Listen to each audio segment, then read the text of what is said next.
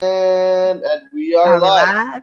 Yay, I Hello, just got the everyone. notification on my computer. My name is not Francis. I'm your moderator, and we are running a little short today, but more people are going to be joining us. What we're essentially going to be talking about is the topic of single motherhood and how that essentially will hold the negative effects to that. Why really it's and solved and the potential causes to it as well. So, do you want to get started?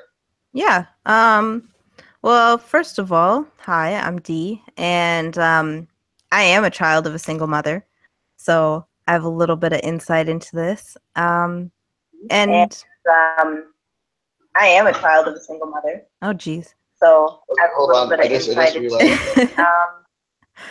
Okay. Are you good now? Okay. Sorry. Yeah, so I just wanted to talk about this because I do think it is an issue, and I see it talked about here and there sometimes, but I think it needs to be addressed more. Well, it's being talked about. Oh yeah, Zin, you want to introduce yourself as well? What? Sorry, my. Would you like to introduce yourself as well? Yeah, sure. Well, I'm Zen. I've been on for the last two hangouts. I didn't think I needed that much of an introduction, but for this topic, I can't say that I have had how am I supposed to phrase it? Oh my god, I sound so You never have retarded. any. No, you don't. It's okay. Right. So I was gonna say that I don't have any real world experience because I don't come from a single parent household, but I have seen this topic discussed on Reddit, and I've seen some of Stefan Molyneux's videos on single motherhood and why as some people would call it a cancer, why it's a cancer on society. Cool. I hope I didn't sound too retarded there, but. That's the thing is something like single motherhood. It does have a negative effect on society. And the thing is, what I feel the issue is that a lot of people are they're afraid to talk about it because on one end people are like, oh, I've never experienced it. I'm not in the middle of that situation, so I don't think I can talk about it. And you have people on the other side saying, oh no, it's cool, it's awesome. Let's glorify this. Yeah. Yeah, definitely. One thing I think the glorification of it is one thing that I think needs to stop because look at every reason why it's glorified. It's all emotionally driven. It's all kind of really make the I guess you could say make the mother feel better about herself. Yeah, yeah. No, it is something because I mean they look at single moms and go, "Oh, look at that super mom. She's taking care of everything, you know. She's the man of the household as well as the woman of the household and taking care of her kids, her job, everything, paying the bills, being an independent woman and you know, they don't realize, the damage that A that causes to the mother and B that causes to the child as well.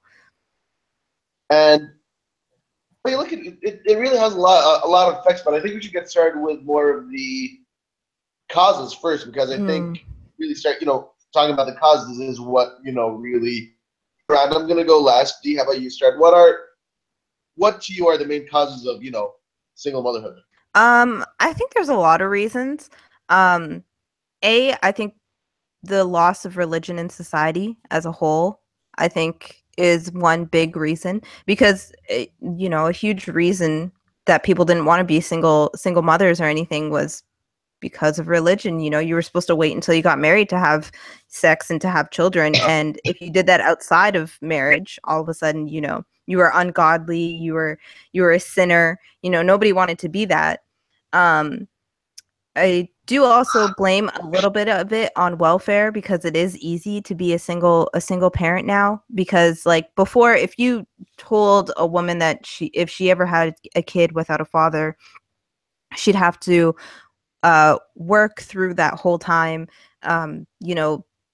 pay the bills, put food on the table, all that stuff. It would be near impossible without any sort of help. And now that we have welfare, it's like, oh, okay, yeah, I can have like a part-time job and welfare will top me up because I know OW does that. And I'll be fine. You know what I mean? Uh, other than that, yeah, just society has changed its mind about a lot of things, and I think it's for the negative. Yep. Zin? Um, I wish I rewatched his videos just before we went on air, but I was busy today and with schoolwork and shit. But yeah, I do remember Stefan Molyneux saying that the main cause of it. Well, he puts it as the welfare state being the main cause of it, because before the welfare state, you didn't get a lot of single mothers there. Because my God, I'm terrible at bracing myself today. I don't know why. It is a bit of an off day, so. I think I've had several off days now. I mean, oh my God. At least it's a streak. Huh? What? But at least it's a streak. I don't know how that's going to make you feel better, but at least it's a streak. Oh, right. Well, he said something like before the welfare state came, there was little to no incentive to being a single mother, because if you were a single mother in those days, you were screwed. Mm-hmm. But nowadays, not so much. Nowadays, if you're a single mother, you shit. Yeah. Yeah. Yeah. And, It's. oh, sorry, you were going to say something?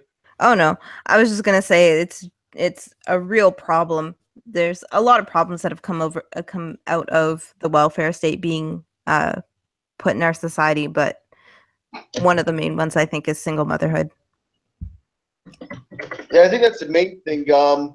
As both of you mentioned, a couple of the main things is, yeah, as I was saying, the two main things are the welfare state plays a role. Another thing that plays a role is the fall of religious values, and I feel also liberation, quote unquote, if you want to call it that. I think that plays a big role, really, the devaluation of what sex is and the potential effects of that. Mm. And I think another thing that goes on is the devaluation of fathers in general, because I think what's happening now, because fathers are devalued, fathers are, kind of, well, they're not looked down upon, but it's more like they're seen as less as they were before. Yeah, they're just kind of there. Exactly, people are more inclined to face that consequence. Yeah, definitely. People don't realize how much of a role fathers play in a household, and I didn't even realize it either until I started looking into the research of it, and starting to see fathers interacting with their kids and seeing the differences in which they interact with their kids between fathers and mothers. Like, there's huge differences, but those differences are really, really good and bring up a wholesome child. Wholesome. Hopefully, anyways, if they're good parents. There's just this whole thing surrounding wholesome, that's all. Anyway, yeah, no, that's a part of it, and I don't want to use Gavin McInnes as a source, because he's hilarious, but he's not the best source. But I remember he described this really well. It's like, say you're a kid, okay, and you shit your pants, basically. You have the mother there kind of coddling you in the sense, like, oh, it's okay, everyone makes mistakes, it's all right. Then they have the dad at the other end, kind of berating you for it, just like, no, you shouldn't do this, this is wrong. And I think that does kind of give in the perfect balance. Mm-hmm. If you have, just a mom, you're going to have, all mom. If you have a dad, you're going to have all that. And obviously that does create an imbalance. So I do think that in this sense, the balance of both outlooks and both attitudes is necessary, because, hold on, I'm going to, Ray. yeah, I'm going to put him in right after I finish this point. Okay. Yeah, where was I? Yeah, you do need that kind of balance, because on one hand, you have one parent kind of telling you that it's okay to make mistakes, that everyone makes mistakes, and, it's totally normal. But on the other hand, you have the other parent telling you that, no, making a mistake is one thing, but you have to learn from it. When you make a mistake, you shouldn't do it again. Exactly. It's that kind of thing. Exactly. Yeah. It's very... Ray in right now? Hello, Ray. Introduce yourself. Oh, my bad. introduce yourself. Yes, Ray, that's you. Introduce yourself. Your camera qualities. Just looks like a pixelated character. Yeah.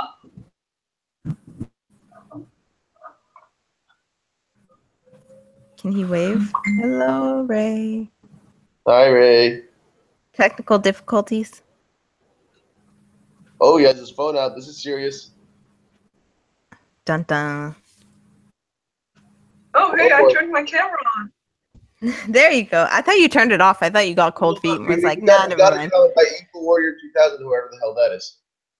What about the fact that it's a lot easier to get divorced now as opposed? Yeah, exactly. That's one big thing. Divorce is really easy nowadays, and it's actually kind of somewhat glorified as well, in the sense that when a couple do go to couples therapy, what's they do one thing that they plan is for something called an exit plan. So divorce is already in their minds right when they get into therapy, and I don't think that's the right approach to it because you look at marriage itself. One, the first thing the thing that comes before everything now is being happy, which is fine if you don't have any kids. But when you have kids, I think the kids come first. And yes, obviously divorce would be necessary in cases like things like emotional abuse, Hey, physical, Ray, domestic, that kind of stuff. But Yeah, definitely. Divorce rates are pretty much 50-50, which is kind of scary. Like being younger and like knowing you want to get married one day, it's like knowing that there's pretty much 50-50 chance it's I gonna also work think out. one big thing that plays a role in this increasing rate of divorce is, again, unwanted pregnancies. Number one, because you have a whole lot of shotgun weddings, for example. Mhm. That's one thing, and again, that goes back to sexual liberation, the whole evaluation of sex. So, yeah. Yeah, exactly. And another thing too, that when a couple does go through a divorce and they do have kids, more than likely the kid will be given to the mother for, full time, pretty much. It'll be like every other weekend with dad, and then That's not that's enough. pretty much it. No, it's not, and it's not fair at all. Like, and it's crazy that fathers have to accept this, but it is something that you have to accept. Like, people will say, oh, well, they agreed to that. It's like, because they spent thousands and thousands of dollars, negotiation after negotiation, and didn't get anywhere, and eventually probably ran out of money. Like, I've heard a lot of guys say that they just ran out of money and they couldn't fight anymore. But you look at that actually falls into another issue. Sorry? I was gonna say that family courts are really biased towards the woman, so it's kind of natural that the mother would get most of the time with the kid.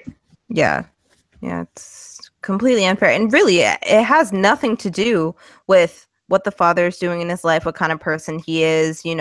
Like, I can see giving them to the mother if the father's a drug dealer or something, but like most of the time, these are working class males who have provided for their family, who love their children like no one else, and are willing to be there for them, but they still just cannot get the time.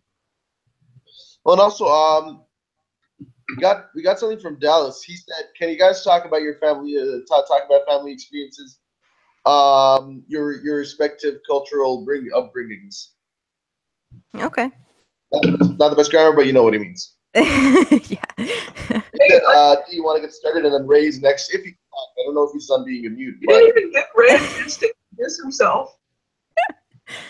He's not speaking. Oh, he is muted. My bad. No, did he mute himself? Because I can't unmute him. I don't know. Ray, unmute yourself. Oh, show and broadcast. My bad. There we go. Okay, there we go. Sorry. Hello, Ray.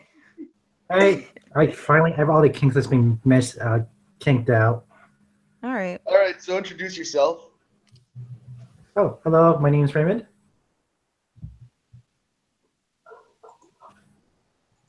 All right, great. So what we're doing now is we're just talking about our own upbringings, our own, from our own cultural viewpoints and all that kind of stuff. Dee's getting started. You're next, then Zin, then I am last. Cool. Sure. Okay. So, I was born to a single mother. My father left before I was born. I've never met him. I also do not know if he knows about me.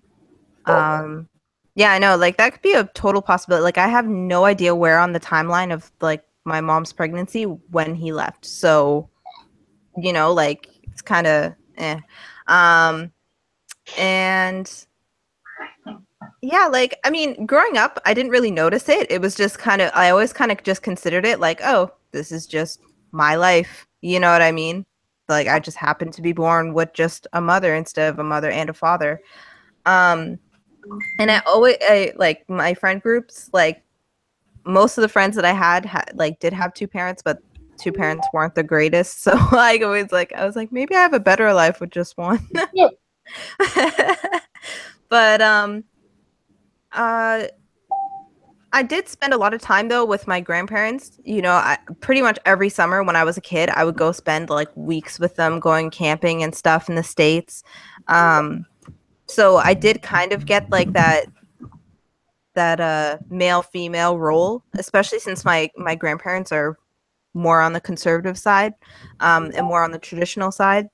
They have definite traditional roles, and yeah. So I always like to say though that I wasn't really raised by a single mother. I was raised by a single family because I was passed around a lot when I was a kid. Like not to necessarily live with my family, but they would take care of me a lot. We visit each other a lot. We're still really, really close as a family. So, I mean, I think that helped a lot. I think the kids that I see that have single mothers that really have no connections or ties to their family or as strong of a bond to their family struggle a lot more. I have a question. You did say your dad left before you were pregnant. You ever thought about dating him? I have. Like I've been off and on about that because honestly, at this point, I'm like, I don't know what it would offer me to meet him. There is definite unanswered questions that I would have for him, like, why did you leave? Did you even know I existed? Did you think about coming back if you did know that I existed? But ultimately, it comes down to having to have a chat with my mom about the whole situation because she's really my gateway into finding him. oh yeah. So, and it's such an awkward topic to bring up, and I know she hates talking about it. So Understandably. yeah, and like honestly, for a kid who was raised by a single mother, I think I'm doing pretty good. I'd say so too. Like statistically, I should have kids already, and I should have dropped out of school. So the fact that I'm in university with no kids, like, I think I'm okay. I'm doing pretty well. Like, I'm just trying to stick on this track. Your name to remember that. Yeah. All right, Ray. Okay.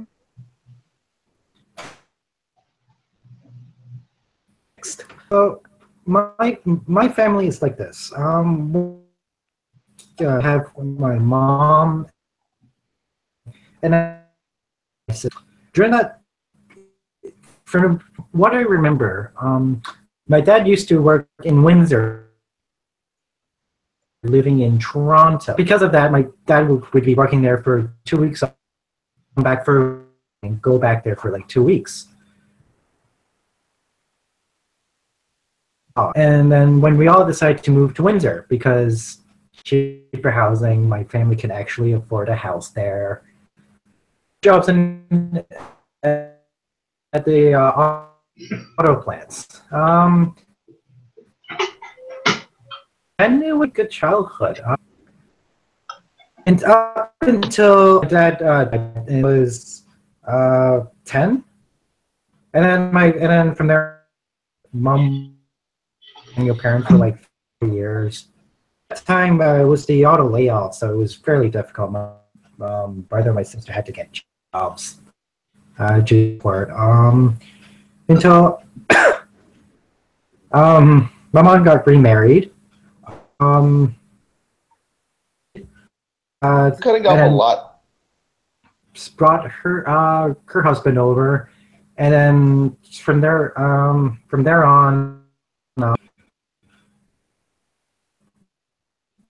my brother and my sister grew up again, and my brother and my sister ended up getting jobs, and then mom got hired. So every time, I think we're on pretty solid founding for now until Chrysler decides to lay off again. All right. I'm just gonna let Maggie in right now. Hey, Maggie. Hi, You Dee. want to introduce yourself once more? I have no clue what you just said, Khaled. Yeah. You want to introduce yourself? Oh. Like, just, my name is Maggie. I try to manage the social media for the group, but I'm not swamped beyond belief. That's it. Wait. So what we're doing now is that we're just talking about our own, experiences with our parents being raised, all that kind of stuff. So we're gonna go with Zin next. Then we're going to go with you right after. Then I'm gonna finish up with that. So Zin. Oh, well, as I said, I did not grow up in a single parent household. I grew up in a normal nuclear family. When I was growing up and in elementary school, I didn't have any friends who grew up in single parent homes. And saying this now, I realize that I probably grew up sheltered. In middle school, I didn't really know anyone from a single parent household. Well, I have, damn it. I meant to say that I didn't know anyone that well who came from a single parent household. I'm sure there were people in my class that did, but I didn't really know them that well. And then after that, in high school, I had this one friend, but she wasn't from a single parent household either, so I don't really have that much real world experience with the topic. Yeah, now I realized just how sheltered I probably am. All right, Maggie.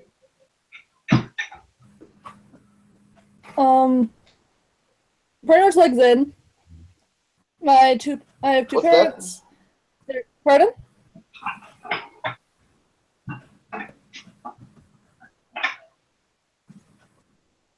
Pardon? Khaled? Khaled? Oh, Khaled? I can barely hear you guys. Oh. I can I hear thought it everyone was- just fine. I don't know. Yeah, I can hear you fine. Maggie, Ray, and Zin. You can't hear me? What? Ray is suddenly muted. Okay, Ray now was unmuted. I think he was just trying to... Ray was skipping a little bit for me, but I thought that was just the live stream. I didn't think that would show up on the video. Right, then, Maggie, you want to talk about maybe your experience being raised, how you were raised, the family values you were brought up with, that kind of stuff, mainly? Yeah. So, I was raised by both my parents. There was only 1 year where my dad had moved out. He got his own apartment. He had a girlfriend up in Ottawa, and that really sucked. But my parents aren't the best. My mom's pretty great. Well, why did he move out for a year? Pardon? Don't mind me asking, why did he move out for a year? Because my parents got separated. Oh. Like, they're divorced. Oh. But so they did that. When was that? I was 11.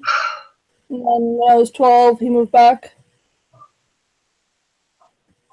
But yeah, nothing really exciting, just my mom's pretty awesome, my dad's an asshole.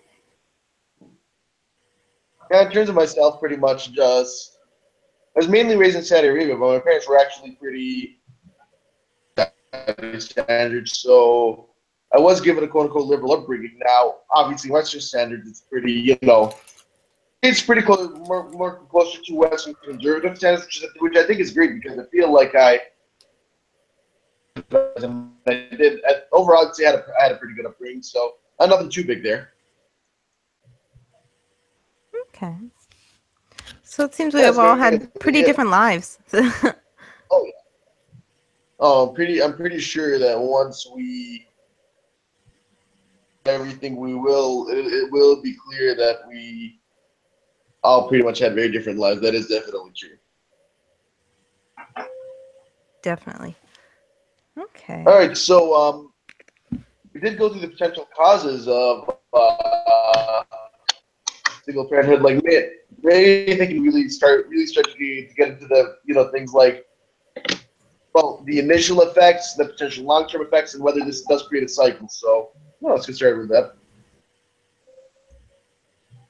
Okay. Are we starting with me? Or are we just going to keep going in that circle? Yeah, we're just going to be. Well, I mean, since Maggie's second now, we're going to go you, Maggie, Ray, Zin, then I'm going last. Just because that's the order I'm seeing everything. Whatever works for you. I mean, you're the moderator, so. Then?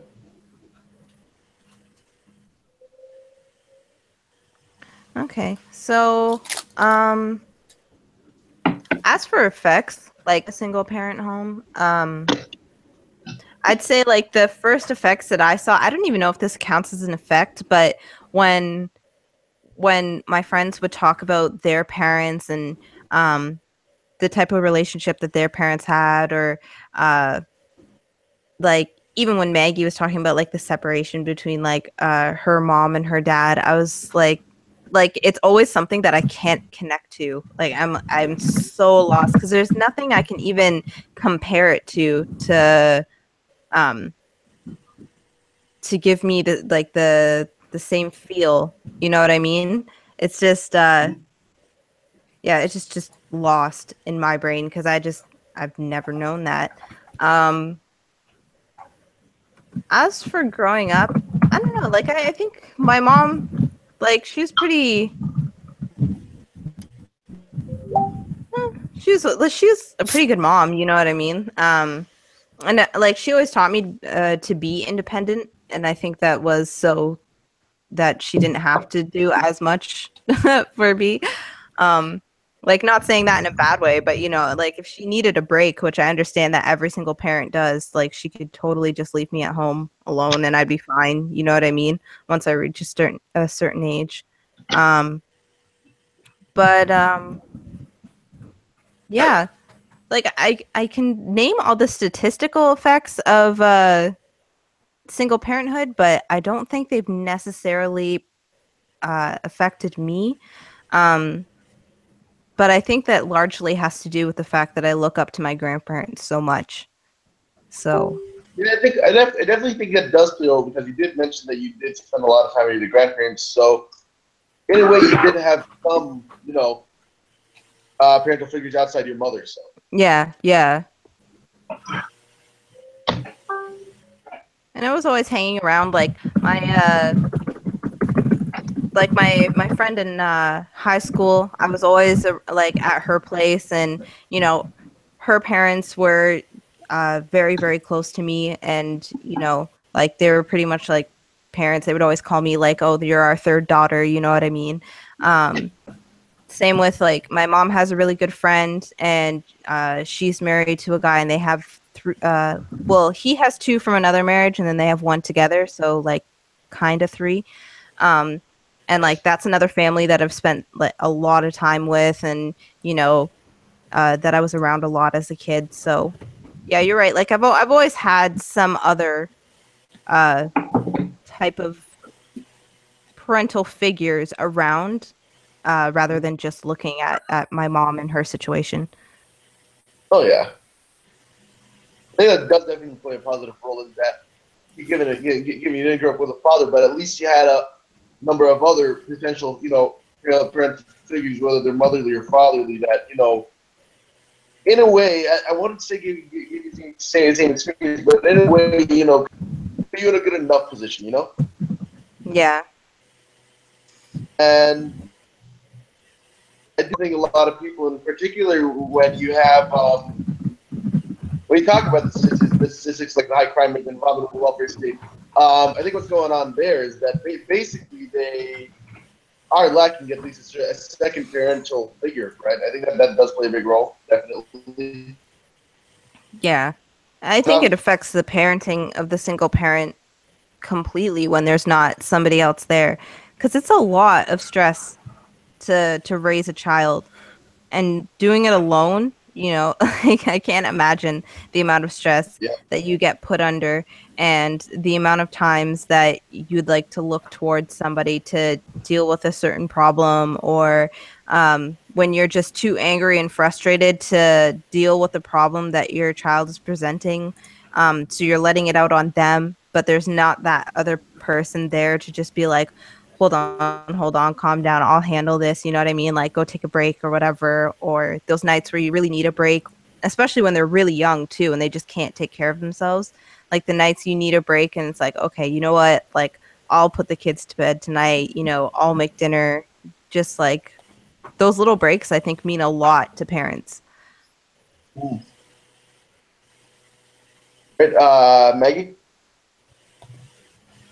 I also don't have as much input on this as D, so I'm not sure exactly what you're looking for from me.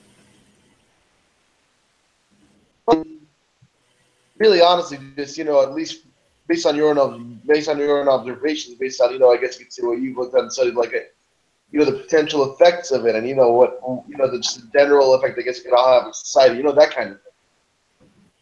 Okay, that's what I can definitely talk about.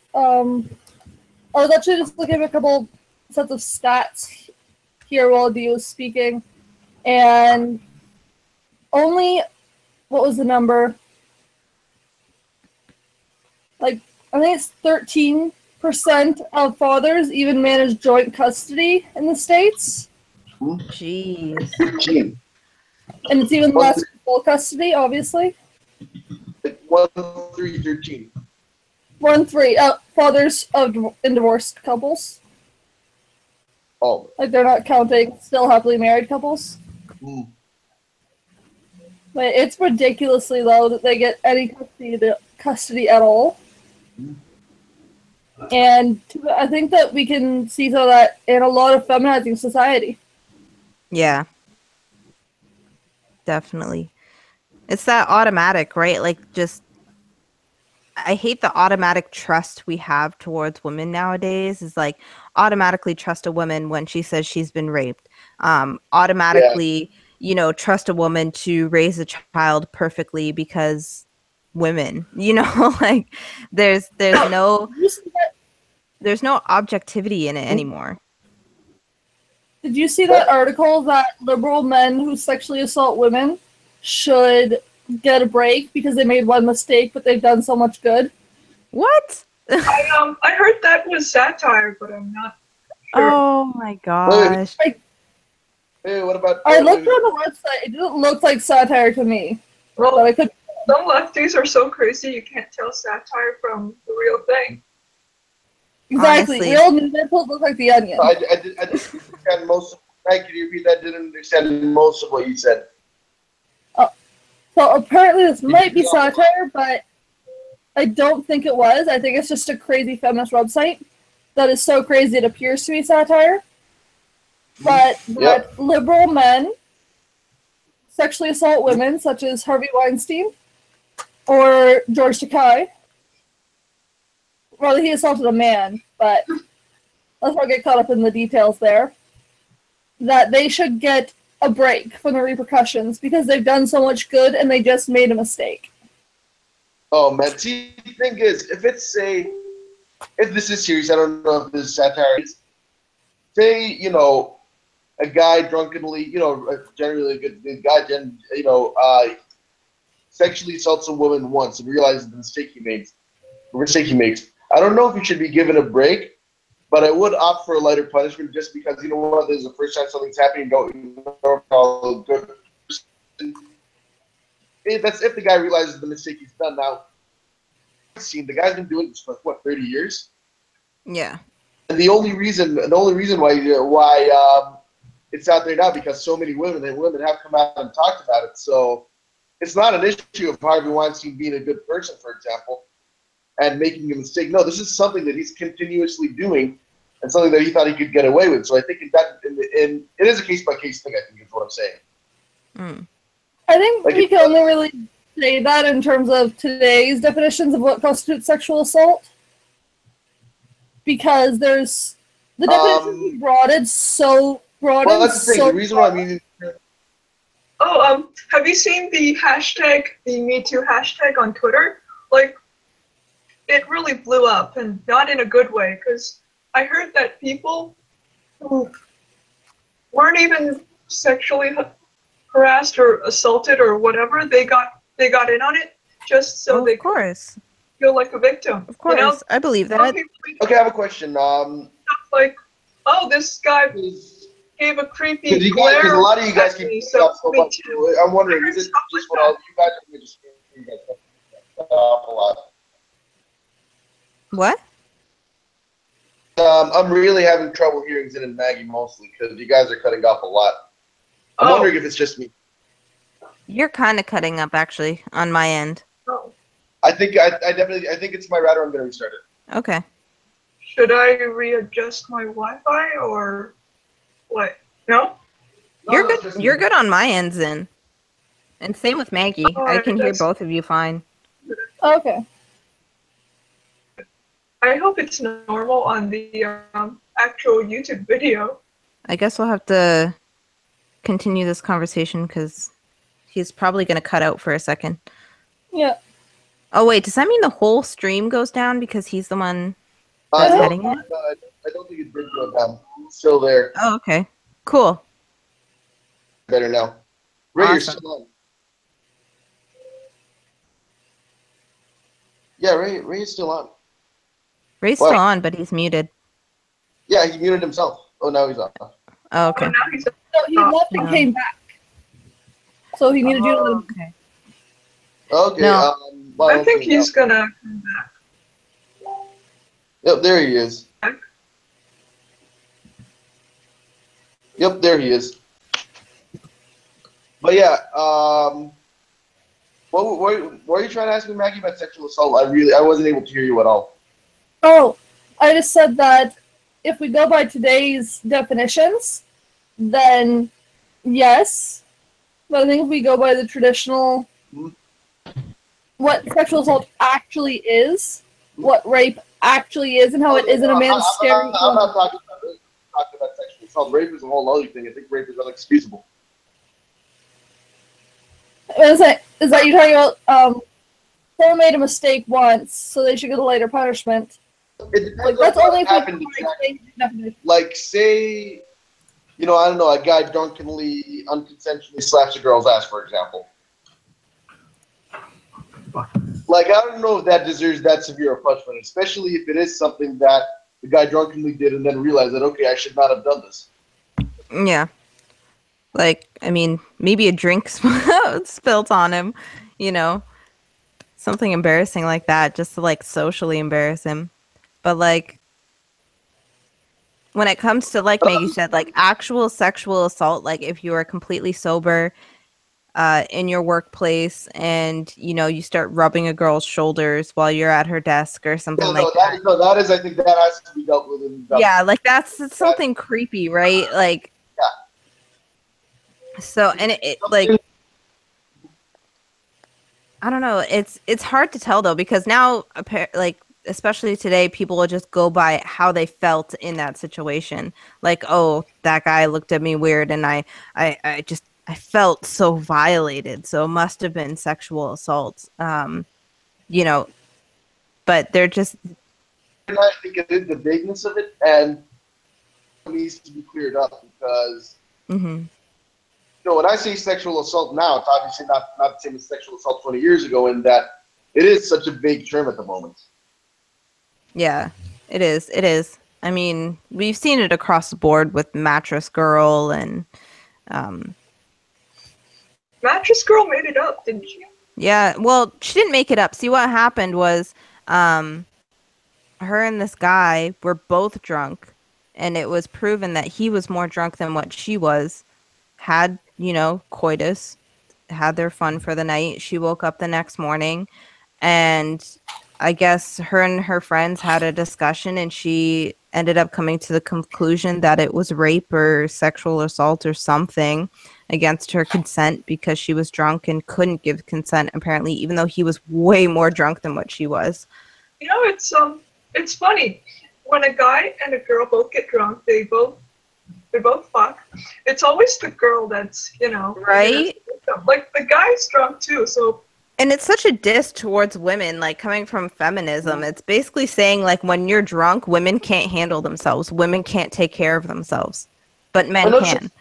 I honestly think that's a lot of time the issue with something like third-day feminism. I do feel like it, in a sense, devalues women by constantly coddling them, constantly trying to put them in, I guess, give them some extra protection, because, to them it seems like, oh, women can't protect themselves, so we're going to have to give them extra protection. And then we're going to tell them that they're strong and coddle them at the same time.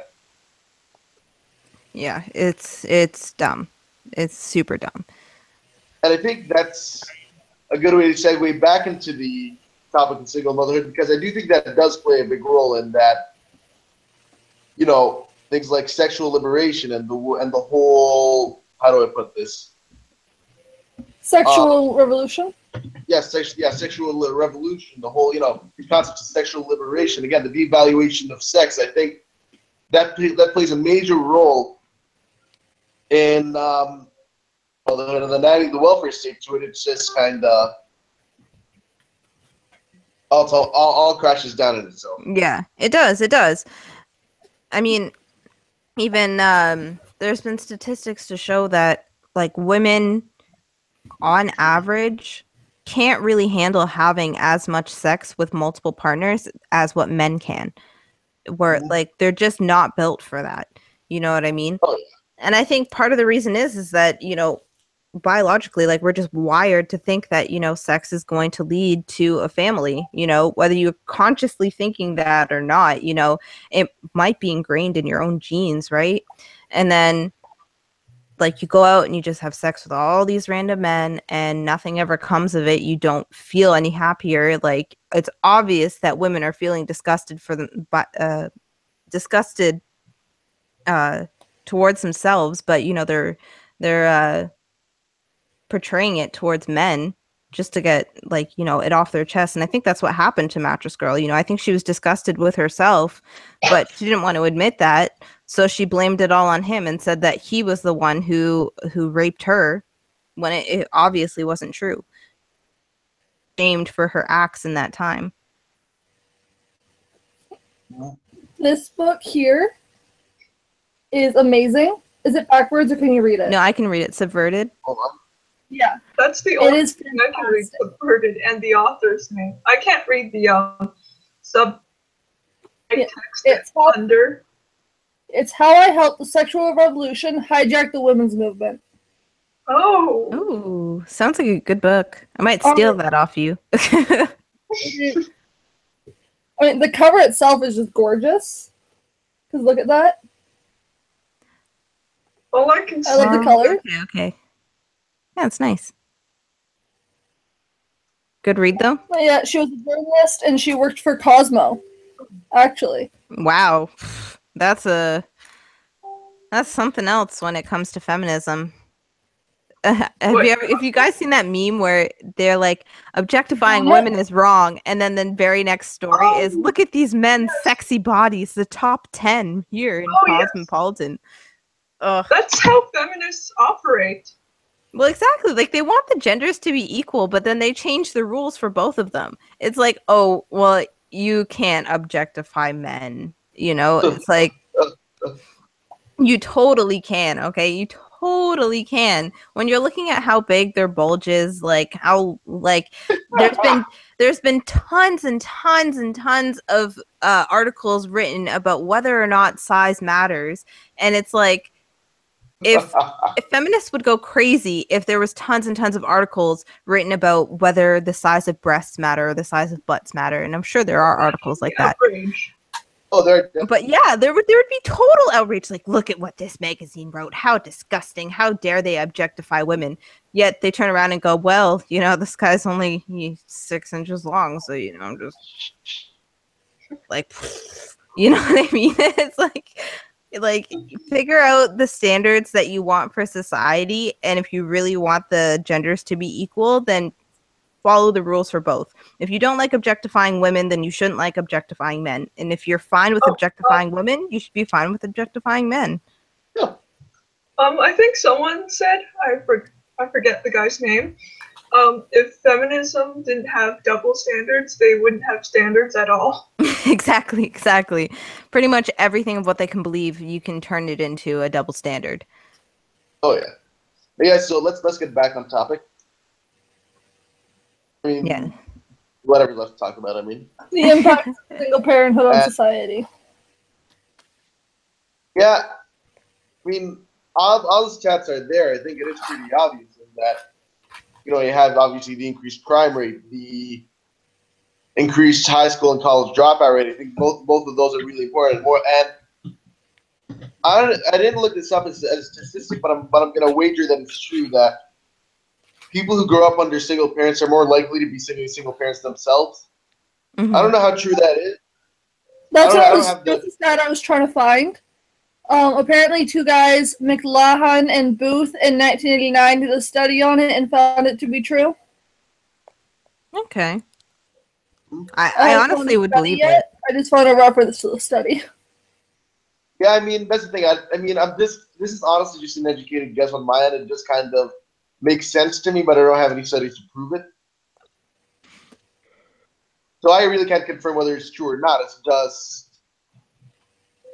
Well, yeah, I think it makes sense. Like anything else, even alcoholism, you can be more prone to alcoholism just because you're related to somebody, especially directly related, like a father or mother who is an alcoholic. You're more likely to be so as well. Same with addictive personalities. That's a trait that you can get passed on. So why not single parenthood? Apparently, single parents are more likely to use ineffective parenting practices, provide less supervision, parental involvement, and control than married parents. Control the married parents? Less control than married parents. Yeah. I think that makes a lot of sense because with single parents, they really don't have anyone staying at home anymore, right? You kind of just have one parent out working while the kid is either left with someone else who's supervising, or they're alone, or And generally speaking, having one less parent does logically mean parental control. Definitely. I can even attest to that. Like when I was younger, like when my mom was out, I'd pretty much take care of myself. I mean, there was always like a neighbor where she'd say, "Oh, you can go to the neighbors if anything goes wrong." But of course, like if nothing went wrong, if I wasn't starting fires, if I wasn't, like drowning or something like that, then there was no reason to go over to the neighbors. You know what I mean? Like I would just sit there, watch TV, do things by myself. Yeah, like I can remember a lot of times, like probably from when I was in grade like 3-ish, 2-3-ish, I started being left home alone. Yeah, like I don't know how much, like if that caused me any damage per se, but I like even thinking like if I was to be a parent right now, like I don't think I'd leave my kid at home alone until they were, at least old enough to like cook for themselves or something. Well, this paper I'm reading right now is actually really interesting. I'll link you guys to it. But it talks about how single fathers are far less authoritative than their married counterparts and behave like married mothers in terms of discipline. Oh, interesting. Because I was actually wondering about that, because the topic always gets put on single mothers because they are more, like, way more popular than what single fathers are. There's, like, very, very few. I've never... Because there's more single mothers than single fathers out there. Well, So. yeah, and it just makes sense. I mean, like, Yep. you know, the women are the ones getting pregnant, right? Like, Exactly, and being honest, the way the law works, it does favor. exactly. So it's very strange to see a single father, and I always wondered if it like if it grew the same consequences as what single motherhood did, or if it was different just because of the different genders. Yeah, that's exactly what this whole paper is about. It's titled Okay. Single Custodial Fathers, Parenting Styles and Involvement. Implications for Outcomes in Emerging Adulthood. Interesting. Okay. Implications for I'll outcomes read is it.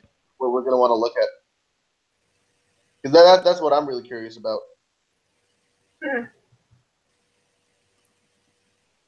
Huh. Let's see. Where do Skip I it all the way see to the end. Good Lord, 37 pages.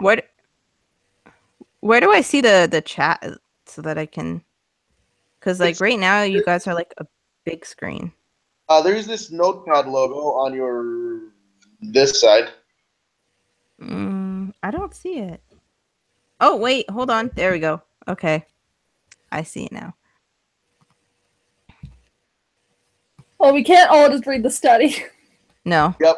This would be a pretty boring live stream. Just next live stream we should just have a study open and just read it aloud one by one, kind of like what we did in middle school. Oh my gosh, and then at the end we'll share our thoughts about it. Apparently in 1970, 1.1% of children lived in a single father home. Oh man, that's that it climbed to 4.8%. Wow. That's a percentage. But That's interesting. what I'm trying to imagine is that in terms of a single father, now, yeah, correct me if I'm wrong, you said a single father is more likely to act like a married mother. How does that affect the child? Did I get there yet? How do you think it would? I mean, I don't know. Like I've always heard like the generals of like the example you gave before of if a kid like crapped his pants, you know, and the mother was like, "Oh, it's okay. Everybody makes mistakes." And then the father goes, "No, you shouldn't do that. That's something wrong. You know, don't do that again." You know, maybe it would be the same kind of coddling, you know, that they would get from a mother. Yeah, because they're afraid they're not getting the affection they otherwise get. Mm-hmm. Really overcompensate. That's true. Honestly, do you guys know Chance the Rapper? Yes. I've heard of him, but don't know him too well, I'm afraid. I don't know if he's like a single father or not, because like I don't see a mother around really. But he's got a really, really young daughter. I mean, she's walking, but she still looks pretty small. So I put her at like maybe 3. And like the same thing, like he's very, very, very affectionate towards her. And like, you know, we'll take a picture and be like, "Oh, look at her. She's so cute." And you know, like just be like constantly telling her that she's beautiful and like she's very like, I wouldn't say coddled, but there is definitely like motherly aspects that I see in him. But as well as some fatherly aspects, you know, like he'll run around and play with her like to no end, you know. But again, I don't know if mom's in the picture or not, so. See, on the stage I'm Chance the Rapper, off the stage I'm Chance the Mother. Chance the Rapper and Chance the Mother, Chance the Daughter. I don't know. I'm gonna look that up because I really don't know if Chance the Rapper is a. Well, let's see. It seems like his ex-girlfriend has custody. Okay. Oh. Honestly, it makes sense because with him being on tour so often, like that's a situation where as a judge I'd be like, okay, well, like you can't take her on tour with you. Yeah, that probably won't be good for the child. Yeah, it probably would not be good for the kid. I mean, like, where is she gonna go to school, right? So, school every and kids need stability too. Like they've even shown this with kids who move around a lot. Like it's very hard on kids who like even if they have 2 parents and they're moving constantly, it's really, really hard on them. I moved around a lot when I was a kid. Did you? Yeah. Do you find it has like an effect on you? Well, I always hated going from one place to another and starting all over again. especially when it came to school. Yeah. That would be the hardest part, but other than that, it wasn't that big of a deal. Oh, except when I'm not sure if it's relevant to bring up, so never mind. No, I moved more times since turning 18 than I moved as a kid. Yeah. I moved more when I was like really young. Like I lived in one place for kindergarten, then moved for grades 1 to 3, and then moved again for grade 4, and pretty much just stayed in the same town from then. And I think it's a lot easier when you're a kid. As much as you know it does suck to leave all your friends, it's much easier to gain friends when you're younger because you can pretty much just go up and talk to somebody, you know. Well, I think when the trouble arises is when a kid starts to get to middle school where that awkwardness starts to come in, that self-awareness. I agree with that. I moved in middle school, and all I can say is that it's hell. It was hell. Yeah. Well, middle school is hell in general. Oh my God. I wish middle schools didn't have to be a thing. I've heard people say that high school was hell. No, middle school was No, middle school is so bad. No, I loved high school. High school wasn't that bad for me, but middle school, it's so, I don't know. I feel like it's just a mix of the age that you're at, starting puberty, so there's just a whole bunch of hormones and people are just angry and frustrated at life, and you know, they're starting to realize how much school sucks because school is now more structured and more like essay and lecture based than what it is like, oh, let's go outside and have fun and do fun experiments, you know what I mean? Like and honestly, like, I don't know about this for every middle school, but the middle school I went to was probably the most underfunded school I have ever seen. Like, it was like a forgotten school. It was like, I mean, our lockers were dented and chipped, and you know, some of them didn't even close, but they didn't care. Like, all the teachers there, we used to joke, like, all the teachers there seemed to be the teachers that no other school wanted, so they just dumped them on the middle school. You know, like, we had this one teacher who would kind of look at girls' butts all the time, and we were just like, ugh, he's creepy, and he always had coffee breath. Was later arrested for doing cocaine in the bathroom of the school. No way. Oh, yeah. See, middle school woes. Yeah, it's just a time in your life where you're beginning your teenage years. You're starting just not to care, give a shit. You think the world is ending because, you know, like you and your best friend got into a fight or something. Like, it's just not a fun time to be a kid, and it's not a fun time to be in school. But honestly, once you live through it, you look back at it and you're like, yeah, it sucked, but got through it in the end. It was okay. It was only 2 years of your life anyways. Or 3. Evil Warrior 2000 says, on America, all marriages end in divorce 50% of the time. I don't know how long that was ago. Wow, I'm a shitty moderator. Oh, yeah. That was a while ago.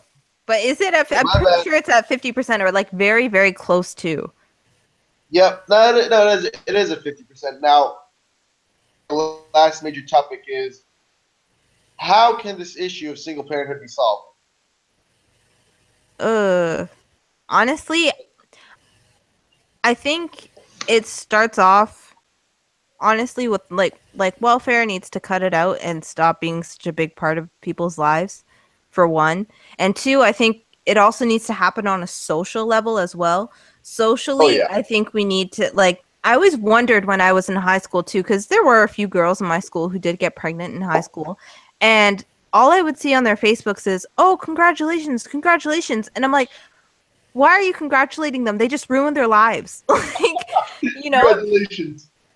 it's like, so we need to stop congratulating these girls and start giving them some tough love and being like, look, your life is going to change and it might not be for the better. You're going to have a harder time doing every single thing now. You're going to have a harder time getting a job that works with the hours that you want to. You're going to have a harder time budgeting. You're going to have a harder time going back to school if you ever want to. Everything is going to be harder from now on. And like, people need to realize this. It's not something to celebrate and be happy over, that somebody is going to become a single mother. It's just, so yeah, I think on a social level, we just need to start rethinking whether or not it's a good idea to be congratulating these girls and to be telling them that they're powerful and beautiful and that they're going to be a successful, powerful super mom or something like that, because it's just not true. I'm gonna actually disagree with you there. Why is that? I think that girls who get pregnant and make the active choice to keep their pregnancy, because we live in a society where that's an active choice now, that you are not going to kill your child, that they should be recognized, and that they know that it's going to be hard. They know all this, but they need that support and telling them they're making the right choice. Of course, I'm not saying like let's cut out all support whatsoever and just like leave them in the middle of a desert and just be like, okay, survive, But like at the same time, I just think that this whole narrative of like everything is going to be okay needs to stop. Like just like sit down. Like I said, tough love. Just sit down and be like, hey, your life's going to change. It's going to get harder. You made your things way harder on yourself. But you know what? Try hard. Try to stay in contact with the father, just so that you have those. Khaled froze. It's really funny. Sorry. But yeah, like I don't know. There's something on a social level that's happening that I think people think it's okay to be a single mother and that everything is going to work out fine. But I think even for the child's sake, like we need to be telling people, okay, 2-parent households seem to be the best. Like we can only go by statistics with that.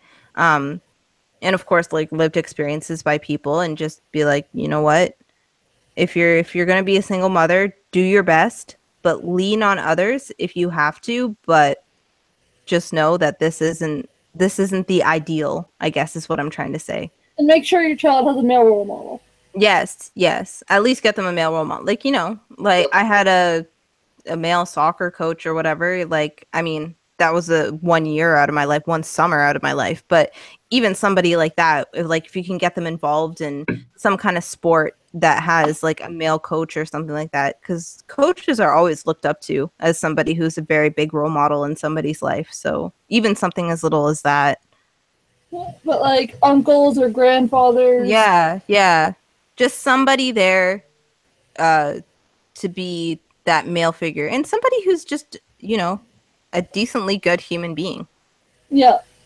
Their only male role model shouldn't be rappers and hip hop. No. Oh my god. Hell no.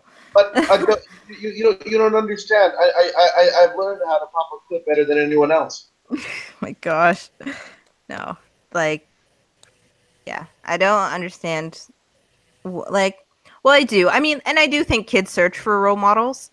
I do think if they don't have any, they're going to try to find the closest thing to, and I think it's the first thing that they're remotely attracted to. Like, not attracted sexually, but like attracted to as in, if you're sitting watching TV and all of a sudden, what's a popular rapper today? I don't know, that Panda dude. Like, Panda dude? Yeah, isn't his name Panda, or is that the name of his song? Oh, his name is I can't remember. Designer. Yes, his name is Designer. Designer. Okay. Anyways, but you see him pop up on the screen and you think he's dressed cool and you like his songs or whatever. All of a sudden, you might just attach yourself to him as being that role model, and you just want to act like him, dress like him. Oh my gosh. Yeah, the next thing you know, having weird male role models in your life, like someone you'd seen on TV that shouldn't actually be a role model, but you're trying to fill a gap there at all? Or I don't think so. I think I've always looked up to my grandpa as being like that main role model, because I do admire my grandparents a lot, and honestly I want a relationship exactly like theirs. I just want to be them when I get old, so like I think that was enough for me in a sense. And like I said, there was other couples around that I think I looked up to, and all the males in those couples were very good people. So I think I had enough to satisfy that part of me. I think one thing we didn't touch on, unless it happened before I came on the stream, is daddy issues and how it affects your future relationships. It fucks you up. Oh yes, they do. Yeah, they definitely do. Yeah, it's not a good thing. I think, just in general, like if you have daddy issues, I think it is a good idea to at least try to solve them, which is why I am kind of on the fence about meeting my own father. Like I'm not sure if it would change something in me if I met him and tried to resolve what had happened between him and my mom. But I do think that if he lived with you and he raised you and whatever, but there was just something that wasn't there, I think that's something that you should at least try to voice with him and try to sort out. Because fathers play such a huge role in a kid's life, right? One of my friends, she wasn't technically raised by a single mom because her mom got married within a couple years to a different guy. Oh, okay. But she recently, about 4 years ago, finally met her father. And she went full on crazy trying to impress him and be like him. And he was super into conspiracy theories. Weird.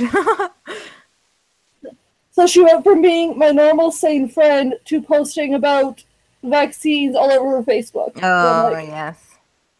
Oh dear. What you're saying is your friend Anything about met Alex Jones, and then oh, never mind. Alex Jones. I think Alex Jones would have been like, my friend's dad, calm down.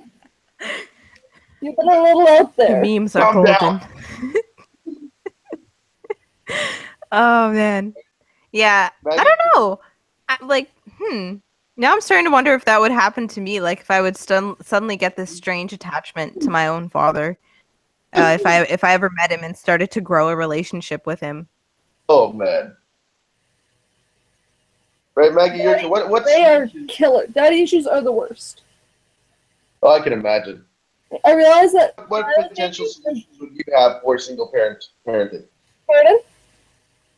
What potential solutions would you have for single parenting? For the issue of single. I think we don't need to shame like young girls who get pregnant because I think that does more to harm society than otherwise. But I think if we stop glorifying it in media, I think if we teach kids, we shouldn't have an abstinence-only style sex is going to kill you sex ed. Because that just makes kids, as soon as someone tells them otherwise, they're now curious. I think we should teach kids that sex is something beautiful. And actually, did you guys see 17 again? No, not yet. I don't like. I did not hear a word you said. There's this movie, 17 again. It stars Zac Efron. I think it's on Netflix. It has, honestly, one of my favorite scenes in a movie. They're sitting in a sex ed class, and the teacher is like, now officially I need to tell you that abstinence is the only way to not get pregnant. But here, all of you take condoms. And everyone's taking condoms, and the character who's played by Zac Efron is like, no. I'm not going to take them, neither should any of you, because sex is something that's beautiful and wonderful and should be reserved for the person you love. Because when you make that baby girl and you hold her in your hand for the first time, and you look at her with this love that you've never felt before, you never thought you could feel, that is what the sex that you had meant. Can you repeat that? You kind of cut off right at the punchline. Oh man, that was really good though. I think it's just you, Khaled. I could hear her perfectly, but I totally agree. Because even me and Maggie were having this conversation because I was saying how like for my own kids, I would like to teach them to at least reserve sex for somebody who is extremely important to them and who they've built a relationship with. Not necessarily till marriage, even though that would be like an ideal. But, and I was saying, like, you know, I can show them all the statistics and all that stuff, but I don't even know if that would sway them or how to do that. And like she brought up that point basically that you know, you should teach them that sex is this beautiful thing that you should only share with the most important person in your life. And I was like, you know, like that does sound really, really convincing, and that does put some value to it, and a value that's worth waiting for. You know what I mean? Oh yeah. Kids get told is either that just go out and have it, here's a condom, or sex will kill you. Mm-hmm. And if you're told the sex will kill you, you have sex, you're going to ruin your entire life, then as soon as someone tells you otherwise, you're morbidly curious. Yeah, exactly. And I mean, all kids are like that. Don't do drugs. Then they just start smoking weed. Like, you know, don't go out and party. It's bad for you. Next thing you know, they're throwing a party, drinking alcohol. Like, it happens all the time. Like, kids are always going to get curious about the things you tell them not to do because they want to find out for themselves whether or not it's truly a bad thing like you're saying it is. When I was a camp counselor, we were actually taught to don't say don't. So, like, don't say, Justin, don't stand on the bench. You should say, Justin, please stand on the ground. Because as soon as you say don't, they want to do it even more. Huh. That's good. That's something to think about. I've never tried that, but honestly, next time I babysit, I might try that out and see if it works. Apparently, don't just makes kids want to do it. And so we were told, like, do not say don't to the kids, which can sound counterproductive, but it's about only using positive words because kids will latch onto negatives and do the opposite. Mm-hmm. Mm-hmm. Yeah, so like sex and drugs and alcohol, like, look at Europe. I'd love to see what their rates of alcohol abuse are because they are so open about having a glass of wine at dinner. Yeah, like, yeah, definitely. Them, I know South Korea actually has like some of the highest drinking rates in the world. I think 17 shots per week is the average for a person there, which, yes, is twice of what Russia does, which is crazy to me. But yeah, like, it is weird how some cultures are just so open about alcoholism and sometimes even drug use as well. Like, it's just out in the open, especially if we look in like poorer communities where, you know, you got the drug dealer on the next corner and you know exactly what they're doing. You may not buy from them, but you know exactly what they're doing. You can smell the smells in your streets and you can walk past a person who you know is smoking a joint walking down the street. You know what I mean? Like, back to the topic of sex and that, in my grade 9 religion class, we walked in one day and there was a Hershey's Kiss on everyone's desk. And some people walked around it and just ate the Hershey's Kiss. Some of us were like, we don't trust this teacher. She's actually crazy. So she starts her lecture in very, very thick Polish accent. And goes, this Hershey's Kiss is your virginity. Some people ate their virginity. At that, like, as soon as she said that, one of the girls who I know wasn't a virgin openly, just very slowly opened it up and put it on her tongue right in front of the teacher. Oh man. This is the same I mean, who had phrases like legs closed, zippers up, and imagine my face when you want to have sex.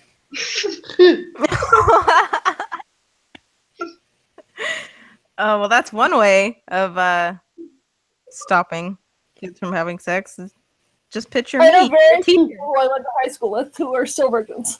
So I don't think it worked. There you go. That's all we need, guys. That's all we need to stop single parenthood. We'll just tell everybody. Keep everyone. Imagine your teacher.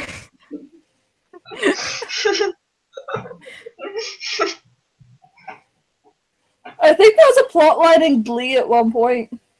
Really? I think so. When they introduced Coach Beast. Coach Beast.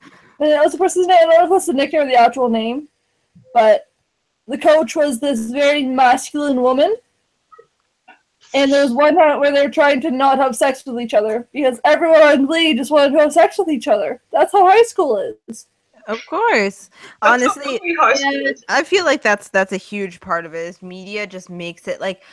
I even remember sitting there and watching things. I don't know. Probably things like Degrassi and all that stuff. But you know how they always get people in their early 20s to play people who are in high school. Yep. Oh yeah. Looking at that in middle school, I was like, yeah, I'm totally gonna look like that. Like, you know, I'm gonna be this beautiful young lady. Like, that's what you look like in high school. And then I got to high school and it was totally just not. Because, you know, you're still working through everything. Your body's still trying to figure everything out. And you, like, you know, it's not a good look. But yeah, like, media just puts high school as this place where everybody knows everybody's business, and you know, everybody wants to hit those milestones, and those milestones seem to be driving, having sex, and going to your first party. Like, It's like funny, those are all the milestones. It's funny when you guys talk about high school, I really can't relate to any of it. Because back in Saudi, my school was because okay, unless you're going to a school generally owned by, you know, foreigners like an American school or. Oh, he completely froze. So yeah, my high school experience was entirely different. We completely missed all of that. All I got to was, unless you go to an American school, and then it completely paused, and then it was like, yeah, so my experience was completely different. By movie standards, I'd be a social failure. Unless you go to some like American school or a British school, you know, something like that. Schools are segregated by law. So Oh, okay. yeah, my high school experience was entirely different. Like I'd see that shit on TV and I'd be like, what? This high school? Apparently, you know, and then you get to high school and you start figuring out that it's completely not what it's like on TV. Like, I don't know about your guys' school, but my school hardly had any bullying in it. Like, and so on media, all I was seeing was this perpetuation that there's always going to be this group of kid or that one kid that's always picked on and everybody laughs at, or there's going to be that embarrassing moment where everybody just dies laughing at you or whatever. And high school just wasn't like that. And same with like those supposed milestones as well. Like, you know, people just like, some people obviously were doing them, but some people just weren't interested. It was like, nah, that's not my life. Yep. Whatever. All I cared about was anime. Like, I was the biggest weeaboo ever. All right. Where did this nonsense that people want to give free drugs to high schoolers come from? Right? Like, they're just waiting in that alleyway right by your school, and you're gonna walk down it one day and they're gonna go, hey, want some drugs? Like, All right. Let's get back to topic. Zin. This is for single parents. Let's go. Sorry, can you repeat that? You got your voice was shorting. What solutions do you give for the issue of single parenting? Sorry. how would you solve the issues of single parenting? Oh well, it'd be really great if we could abolish the welfare state. That doesn't sound very realistic, but you know what? A girl can always dream. Right? And it'd be great if we brought back traditional values too. That'd be a huge help in stopping single motherhood. Yeah. So, yeah, definitely. basically a combination of what they both said: ending the welfare state and bringing back traditionalism. See, it's funny. In terms of bringing back traditionalism, I think it's naturally going to come back as the welfare state disappears. Definitely, because it has to. Because that's how it worked before the welfare state was put in place, and then the welfare state ended up being like your parent, your partner, like it did everything. Well, when you have someone like Kathleen Wynne saying that the state is good, that the state is like a co-parent. Ugh. Gag me with a spoon. Yeah, that has a lot of. That's essentially made. And because generally speaking, traditionally speaking, the father is a provider in most cases. Having the state provide instead of the father kind of gives the state a, parental fatherly role in a way, and obviously that simply doesn't work. This is that to also take on parental rights. Definitely. Yeah, there definitely needs to be some common ground where people finally start figuring out that fathers are just as valuable as what mothers are. I think another thing is, I think the welfare state is one thing, but I think one other solution that I think some of you might disagree with is ending the war on drugs. I think that's extremely important in ending the whole concept of single parenthood. I think that'll bring fathers back. That'll put more. Because you look at the war on drugs, what's going on, particularly in the United States, you could get into prison for the possession of marijuana, and what's going to happen is that 1 year out, you can't get a job. It would be really tough finding a job. I don't think that's the biggest issue. I think we just need to end private prisons. Yeah, private prisons is a horrible idea. Yeah, no, I agree. And private prisons, I think also because another issue with the war on drugs is obviously, forgetting the issues with the issues it causes in terms of parenting and getting the father out. It is incredibly expensive and it is failing. Yeah. But I think the war on drugs I think the war on drugs really just helps two people: the state and a lot of the cartels. Yeah, I think I agree most with just bringing back traditionalism. I think that would help greatly. Even if there's still a welfare state and a war on drugs, if we teach people that traditionalism isn't just this, oh, I'm a prude, so I'm gonna live my life as a prude. It's a way of life that is very harmonious and can have many, many benefits that have been proven by multiple studies. I think that's really because, while I do think traditionalism is important, I don't think that we can, in a way kind of teach or enforce traditionalism. I think it'll have to naturally come back in, and I think, I think the mix. I think there are ways that, one, if we limit the welfare state, people are more likely to get married and stay married. No, that's what I'm saying. Like, you can't, enforce it, but I think, what I'm trying to say is that take away state interference, and traditionalism will very naturally crop back with, very little interference from anyone. Is what I'm saying. Like, what I'm saying is that traditionalism doesn't need to be taught, because once we end things like the welfare state, I think it'll naturally crop back. I think also, getting rid of abortion and the day after pill and all that, then people actually start to take sex more seriously.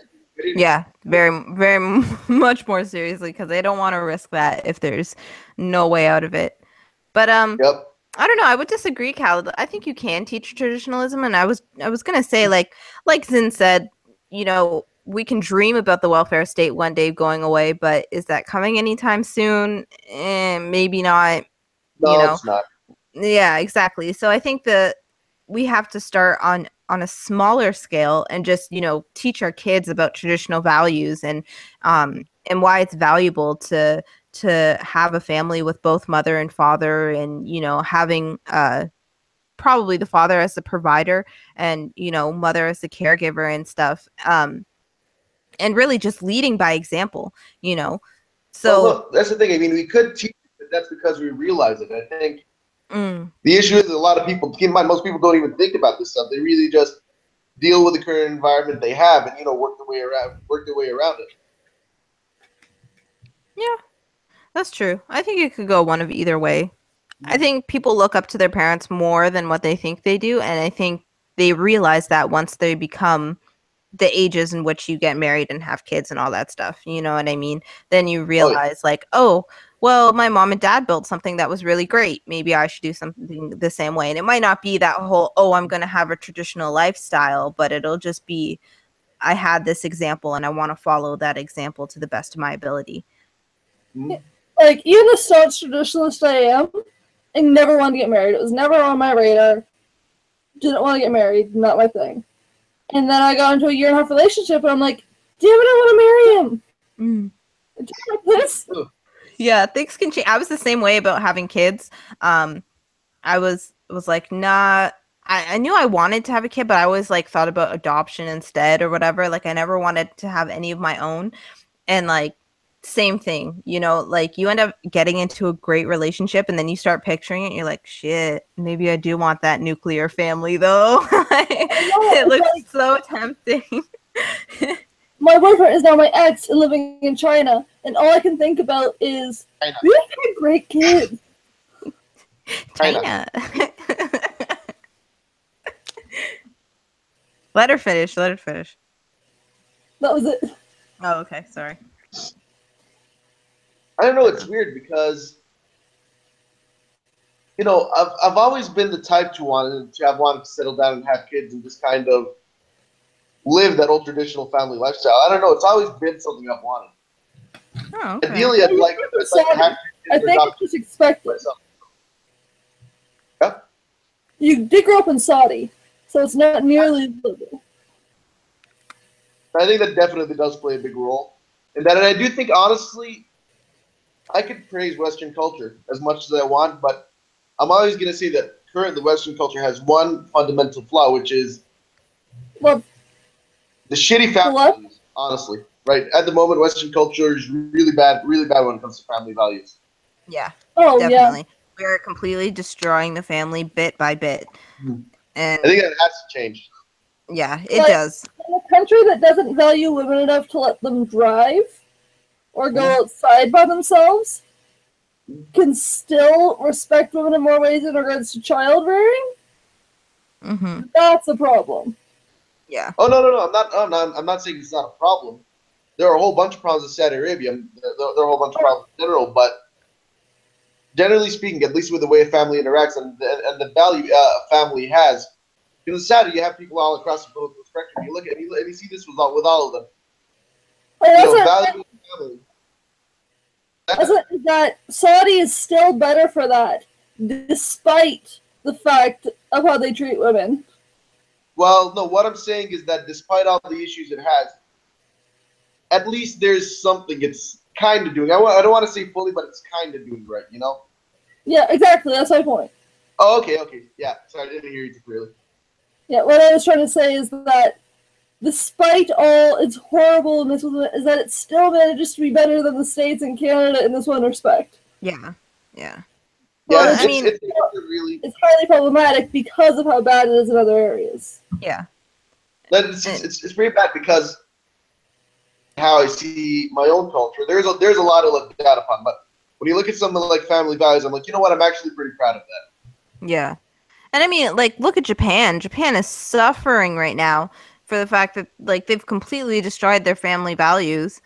And all of a sudden, now their population is, like, plummeting. And they've literally politicians now have to campaign to help their people gain these family values and have kids and get married and, you know, buy a household together. And it's like, it seems crazy to us, like, wow, you have to talk to your people about getting married and having kids, but we might be there one day. You know, we rely heavily on immigrants, which, you know, Japan doesn't. So we don't think it's as much of a problem because our population is quite stable with all the immigrants coming in. But Our birth rates are very, very low. They're not exactly. Our birth rates are extremely low, and you know, Canada is going to end up changing drastically if that keeps happening. Yeah. Mm-hmm. Yeah, exactly. It sells more adult diapers than baby diapers. Yeah. That's a true fact. That's not an exaggeration. That's an actual fact. Oh, wow. Interesting, isn't it? Like, and honestly, we should look to them as an example and be like, that's what we could be if we don't start praising the nuclear family again. Oh, yeah. Yep. Parenthood, which is just absolutely based. One of their leaders, it might have been the prime minister, but I'm not 100%, just came out and said, "You guys need to breed like rabbits. We don't want immigrants." Exactly. They just got a new prime minister, right? They just voted one in Japan. I think they did.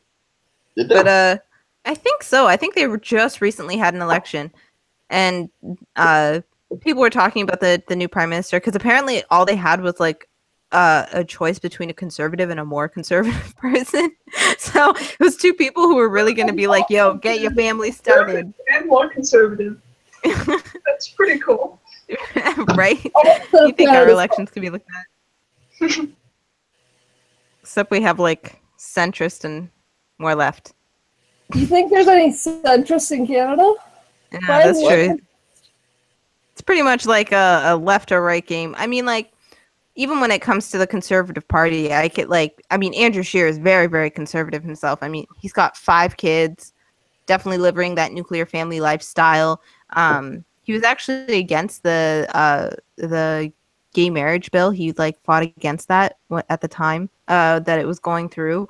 And so he's obviously like got some very strong conservative values. But as for the other members in the party, like, I mean, more of that, like a porn man. That's all you need to know. Yeah, like it's just And I mean, even our PC party here in Ontario, like exactly. Like Call the PC party. What do you expect? progressive conservatives. Oh man. I just started calling them the progressive criminals instead. Even the first time I saw that, like when I was looking for like when I was starting to get into politics, and I was like, oh, let's see, you know, on a provincial level, let's see where the parties are. And then it was like, okay, so we got the Liberals and we got progressive conservatives, and then like immediately something just didn't sit right with me. And then as I started reading more about them, I was like, okay, yeah, this doesn't feel right. This doesn't feel like a conservative party.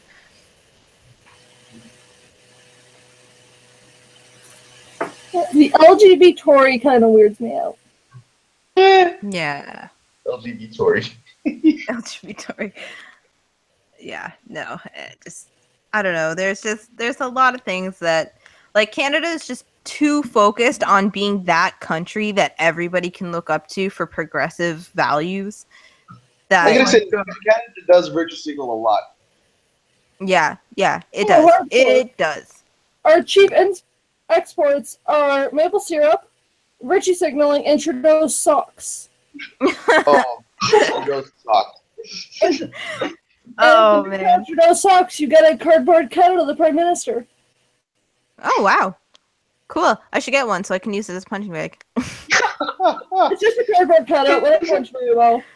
But, like, there were American, like the embassy in America, I think, bought a bunch of Trudeau cutouts and spent like a couple grand getting cardboard cutouts of Trudeau. Wow. I also like another set of thought bubbles all saying diversity is our strength. Oh. When we core they win. No, like the honestly, if we really want to see Canada change, it shouldn't be diversity as our strength. It should be family as our strength. Like if we change, like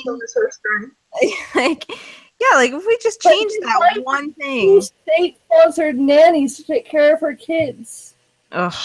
Because she's so dumb. Busy. And that's what I don't get. Like, that's one thing I really, really hated about Trudeau trying to get more women into the workforce. So he's trying to lower the rates of daycare and all that so that women are more incentivized to go back into the workplace. And I was just sitting there, like, looking at this article thinking, wow, you really just want to destroy the family, don't you? You just want to separate them all so they're all in different places and like, for 6 hours out of the day. And you look at how they benefit from, say, more people in the workforce in general. It means more people are paying income tax, for example. Exactly.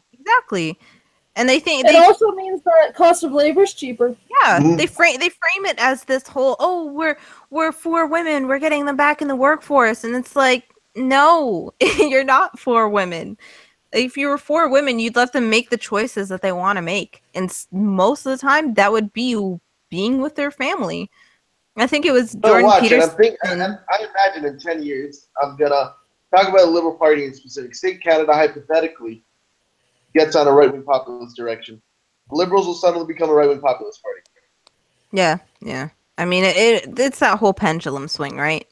But I think it was even Jordan Peterson who brought up the fact that leaves her kid to go back to work. It's not just bad for the kid, but it's also very it's a burden on the mother, psychologically. She doesn't want to really do it, you know what I mean? And there's been multiple studies that I've read that took small sample sizes, so I don't know how this would work on a grand scale, but they said that women who are stay-at-home mothers are often the most happy when it comes to, shock.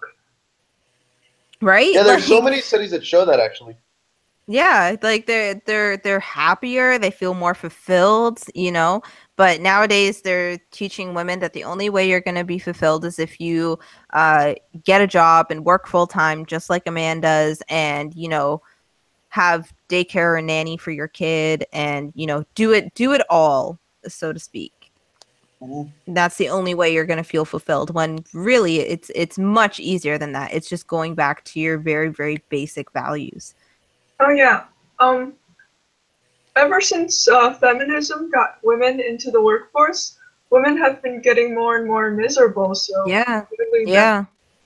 that's Do not you notice that modern day feminism is just trying to make women into men? Yeah, basically. women into second-rate men. I think you said it, but it was a quote. Third-rate feminism is trying to turn women into defective men. Yeah, I would totally agree with that. Like, Totally. third-rate feminism says that you can't be happy unless you kill your children. You need to make yourself like a man, unable to bear kids. Mm-hmm. You need to work like a man. You need to take away everything that makes you special as a woman. Yep. Exactly. But also at the same time, gender doesn't matter and gender means nothing. Yes. Yeah. Exactly. What's the pay gap between the 37 genders? I thought it was up to 72. Really? I think it's 85 now.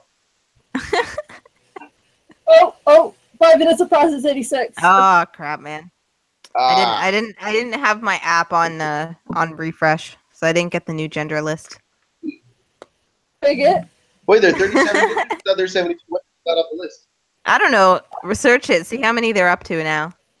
I think no, they are. Have you guys actually ever read all these genders? I find it funny that feminism, like, they'll praise the single mother because, she's doing it all and whatever. But then when it comes to people wanting to encourage women to not get abortions and encouraging them to have those family values and whatever, they're like, oh, you bigot. And it's like, really? Like, you're a feminist and yet you're against one of the most natural, beautiful things that only a woman can do. Like, literally, this is like, it's one thing. What? Talking about all these genders, I just found a list of all the genders and they're hilarious. Oh, no. On Tumblr, I'll show you guys.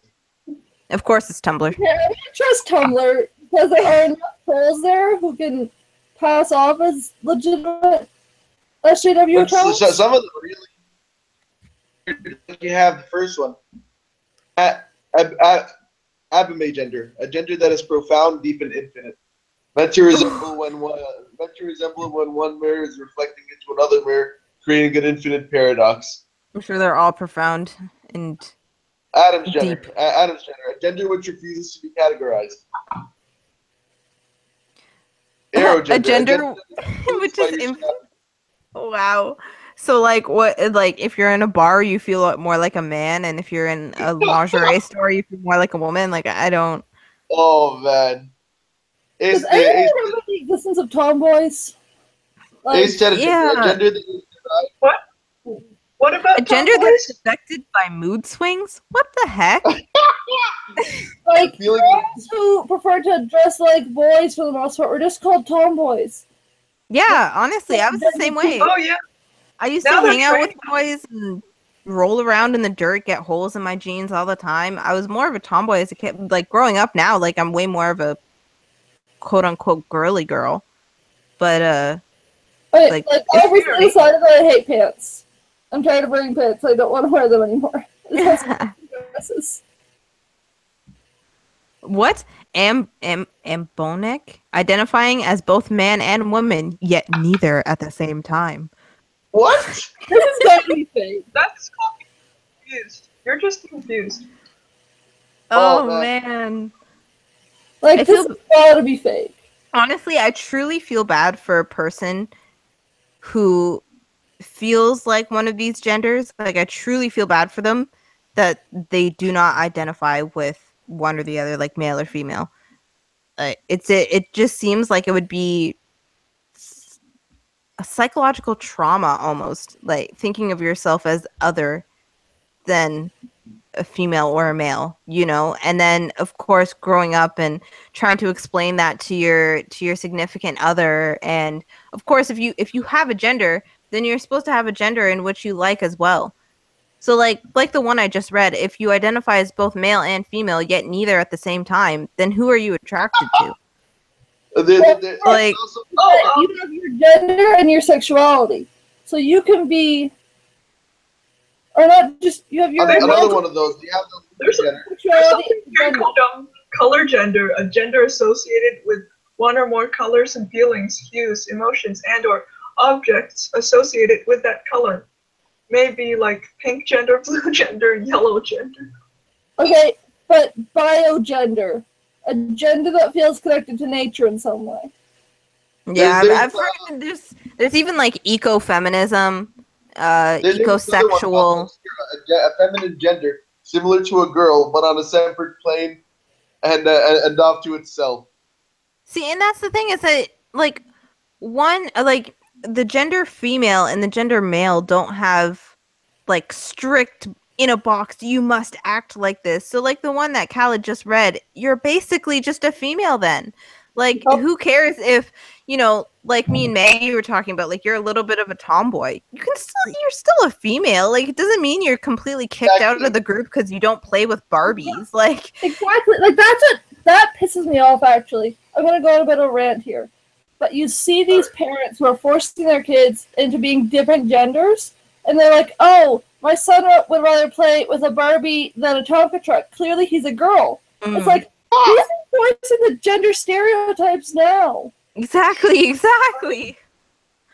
Like That's another thing that I noticed, by the way, this double standard, hypocritical perspective on their end, because it's like, you know, I don't believe in gender norms. I want to break gender norms. Oh, but I saw my kid playing with a Barbie, therefore he must be a girl. yep. Exactly. Yeah, What? I'm like, all Gender is these- a social construction, but I can feel like the other gender if I want to. Exactly. but like, there's all these videos It's about. getting pretty late now, so I should go. Yeah, I actually got to get going too. I got to finish a paper. Oh, all right. So we're gonna end the stream now. Yep. So closing thoughts on this very loosely made stream, everyone. Didn't we Hey, already- I think we should name it single parenting and feminism, because you talked about feminism quite a bit. In Yeah, this. there's a lot of feminism There's stuff. feminization of society. Yeah, yeah, that's actually a good name for it. Kind of puts a broad umbrella over all the topics that we covered. But yeah, final thoughts. Single motherhood. I mean, is it the absolute end of the world if a girl ends up becoming a single mother? No. But there definitely needs to be more emphasis on teaching the society about traditionalism and the value that sex has and the value of sharing that with just like one person, or at least people who mean the world to you, basically. I think it's important to remember that there were surprisingly high rates of single motherhood after the World Wars, because so many men lost their lives. True. That single motherhood is a problem, but it is a problem that has further ramifications through the government and society on the response to it. Then again, baby boomers are something of their own, so. Every generation seems to be something else. So can't wait to see what the Generation Z's do. Apparently they're supposed to be He's awesome. gonna save us all. What if they bring back the Nazis? Let's hope not. Let's hope not. What? What if they bring back the Nazis? Right wing, not socialists. Well, there's a joke about Generation Z being called Generation Zyklon. Oh man. Two Anyways, for the next generation. They're out of letters. Well, Yeah, right? Generation Z is. I heard they were gonna go conservative into Generation Alpha, like start with the Greek Oh man. letters now. All right, But so I feel like every generation starts off with like the letter, but then gains a new name as they grow older and begin to have like more of a personality. I think Generation X was the only one who kept their letter. You know, because they're that baby insecure. boomers, like the silent generation. We're the Latest millennials. generation. I should really get going now, so Yeah, I'm gonna closing thoughts, Maggie. Your closing thoughts. leave the call and enjoy the rest of the stream, you guys. All right, Okay. goodbye. Bye. Closing thoughts. We need to stop villainizing sex, but we also need to stop making it this fun recreational activity because it's supposed to be something special. And we need to let men be men. If I hear toxic masculinity one more time, Toxic I'm gonna punch masculinity. somebody. Oh, she's coming for you now, Khaled. But like, I don't have toxic masculinity. I'm a woman, so I can punch someone. Yeah, you're allowed to. Stop. If we're going to fight gender roles, then I'm actually to kind of run things out. I would identify myself as, in terms of feminism, as one of the TERFs, the like radical trans exclusionary radical feminists, because I think that all the trans stuff happening is partially because of this idea that the gender roles, if you identify more with one gender role, you are that gender. And I think that's problematic to the cause of feminism. Well, look at it. I think what's going on is that they're concerned about gender being defined so tightly and so specifically, yet they're the only ones defining it so tightly and so Exactly. So Yeah. nobody else defines gender like To identify as straight, because even though he was only attracted to women, he didn't want to have sex with all women. Like, I don't want to define myself by my sexuality, so I won't call myself straight. What? Oh man. I mean, the way I see what it is sexuality, Because there he's so tired of the sexual revolution making everyone define themselves by their sexuality. are three ways to go: straight, bisexual, homosexual. It is a bit of a spectrum with these three, I guess you could say points, and you could be anywhere in between the three. But I swear, if you give me some random name for sexuality, for being, I don't know, 75% straight, 25% gay or whatever, then I will smack you. No, Are those I think your we clothing should thoughts? stop defining people by their sexuality and by their gender. Like, gender's for use in language. It's your sex. It's not your Yep. gender. Yeah. I have very strong feelings on this. Yep. And my Maybe we fun can do another live stream about just genders and yeah, I would like to have one stream just reading all the Tumblr genders. just what everybody's thoughts on the. Like, they have one that's autistic gender. On, That can only be understood in the context of being autistic. What? what? How are you going to tell an autistic person that they're a different gender?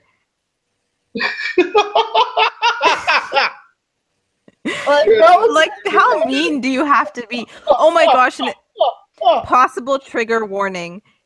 Audi gender, a gender that can only be understood in the context. Oh, this is the autistic one, meant for autistic people only, and they put a trigger warning in front of it. Man, all right. Trigger warnings. So, I have a question. If I identify as an autistic person, can I qualify for that gender? I guess so, because you're the only one who can understand it. Yeah. Glass gender, a gender that is very sensitive and fragile. Okay. Oh man. This one convinces me it's fake. Surgender. Having a gender that is 100% one gender, but with more of another gender added on top of that. What? System gender, a gender that is the sum of all genders within a multiple or a median system. What the fuck? Yeah, this is totally fake. This is not real. I don't know. Let's see, genderfluidsupport.tumblr.com. Let me see the site itself. I think it's serious. There's no way this is serious. Yeah, a lot of Because it's a full-on gender fluid support Tumblr. I mean, it Yeah, I was think found on it's serious. Tumblr. It's all about gender fluidity. All right. Anyways, guys, let's close this up. Yep. Yeah. My final thoughts. Basically, in order to end the issue of single motherhood, I think two things need to happen first, which is ending the welfare state and ending the war on drugs.